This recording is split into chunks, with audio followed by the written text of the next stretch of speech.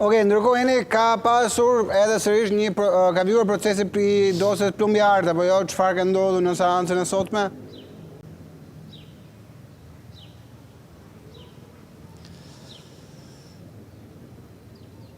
Në fakt ka qenë një seancë e cila ka zgjatur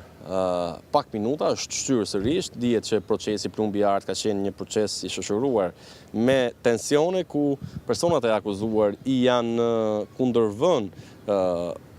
Nureddin Dumanit, bashkëpunëtorit të drejtësisë, duke akuzuar këtë fundit se ai nuk po tregon të vërtetën në cilësinë e dëshmitarit, por dhe nga ana tjetër të panderurit në këtë mega proces gjyqësor. Ditën e sotme një prej personave të akuzuar dhe panderur, konkretisht Enver Diva, i është drejtuar prokurorëve duke i thënë atyre të fundit a më paguajnë këta të mbyll gojën që të mos flas, duke i referuar prokurorëve të çështjes. Kam parë në televizor lajmet se këta, duke i referuar sërish prokurorëve, duan të më fusin në regjimin 41 bis, bëhet fjalë për regjimin e ashpër, ku mbahen eksponentët e krimit për të ndërprer pikërisht dyshimet që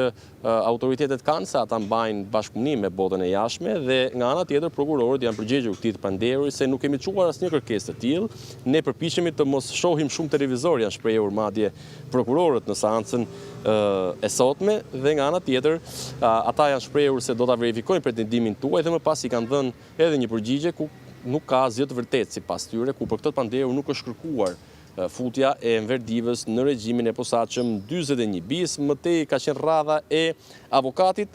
Sokol Hazizaj, një prej avokatëve i cili këtë proces mbron Gentian Sharrën, e akuzuar nga SPAK, ku ai ka drejtuar disa pyetje pikërisht të bashkëpunëtorit të drejtësisë, Nureddin Dumanit, duke e pyetur fillimisht mbi njohjen që ky i fundit ka me Aleksandër Bahon, ku Aleksandër Bahon, sipas Dumanit, e ka njohur përpara Suel Çelës. Olti Kilën kam dashur ta godas, sepse sipas asaj që më tha Suel Çela, ai ishte me çapjat. Nga ana tjetër, gjithashtu Sokol Azizaj, avokati e ka pyetur Nureddin Dumanin dhe për vrasjen e mbetur në tentativë të biznesmenit të një shkolle private në kryeqytet, Lulzim Mashës, se kush ka qenë shkaku që ai donte ta vriste. Dumani është përgjigjur se porositësi ishte Suel Çela, shkakun nuk e di, dhe nga ana tjetër gjithashtu avokati Sokol Azizaj e ka pyetur gjithashtu Nureddin Dumanin a ka lidhje Arben Laze në tentativën e vrasjes së biznesmenit Lulzim Masha. Dumani është përgjigjur se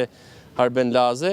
i ndier në fakt biznesmeni nga qyteti Elbasanit, i cili ka ndruar jetë, nuk ka lidhje fare me ngjarjen e Lulzim Mashës, dhe nga ana tjetër është përgjigjur se njohjen e parë me Suel Çelën e kanë patur në vitin 2021 nga Fatmir Troplini, edhe ky i fundit i shpallur në kërkim nga prokuroria e posaçme, jo në kuadër të dosjes plumbiart, por në një tjetër dosje të madhe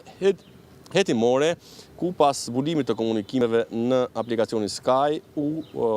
zhvillua dhe operacioni i koduar Revanshi, ku u zbuluan disa grupe kriminale që operonin në Shqipëri. Okej, Eni Ferhati, shumë faleminderit për gjithë ata që sollet. Përshëndes, uroj punë të mirë, jemi sërish bashkë nëse ke zhvillim.